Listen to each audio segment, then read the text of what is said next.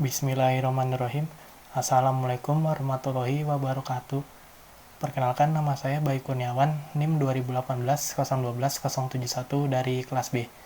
Pada kesempatan hari ini, saya akan membahas penerapan SMK 3 di PT Sterling Products Indonesia yang bergerak di bidang farmasi. Langsung saja ke pembahasan untuk mempersingkat waktu. Pembahasan yang pertama adalah pengertian SMK 3. SMK 3 adalah sistem yang dikonsep untuk merencanakan, melaksanakan, dan mengukur penerapan K3 di tempat kerja perusahaan berdasarkan UU Keselamatan Kerja Nomor 1 Tahun 1970 dan peraturan pelaksanaannya. Langsung masuk pembahasan unit 1 yang membahas tentang membantu pemenuhan peraturan perundangan K3. Di sini ada beberapa perundangan. Yang pertama adalah perundangan Undang-Undang Nomor 1 Tahun 1970 tentang Keselamatan Kerja. Pasal 4 ayat 1 yang berbunyi penerapan syarat-syarat K3 sejak tahap perencanaan sampai dengan pemeliharaan. Yang kedua pasal 12 ayat 1 yang berbunyi memberikan keterangan yang benar. Ini khusus pengurus dan ahli K3. Selanjutnya wajib memakai APD. Selanjutnya memenuhi dan mentaati syarat-syarat K3. Yang ketiga, pasal 27 ayat 2, yang berbunyi tiap-tiap warga negara berhak atas pekerjaan dan penghidupan yang layak bagi kemanusiaan.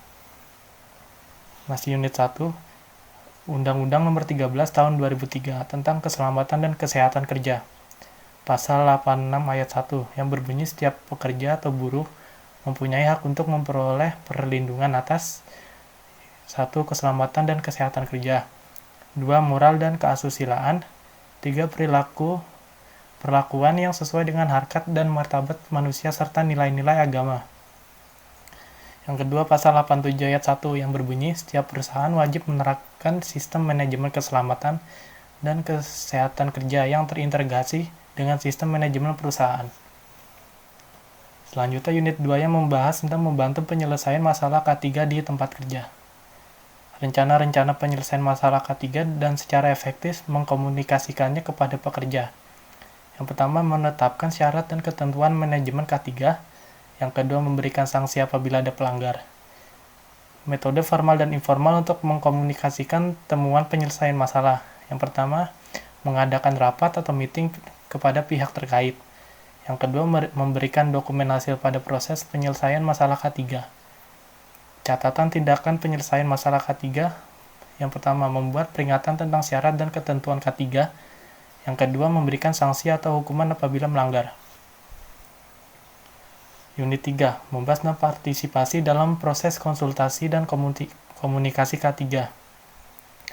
Tanggung jawab dari personil yang relevan diidentifikasi dan dicatat manajer, dan penyelia merupakan personil yang relevan dalam hal tanggung jawab untuk membangun proses konsultasi di tempat kerja. Selain itu, perwakilan K3 dan anggota komite juga bertanggung jawab dan serikat pekerja dapat memberikan kontribusi dalam proses konsultasi di tempat kerja.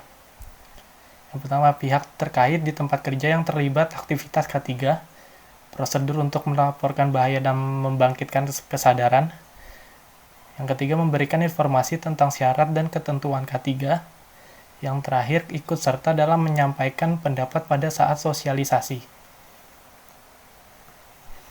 Terakhir, unit 4, yang membahas dan memberikan kontribusi dalam penerapan sistem manajemen K3.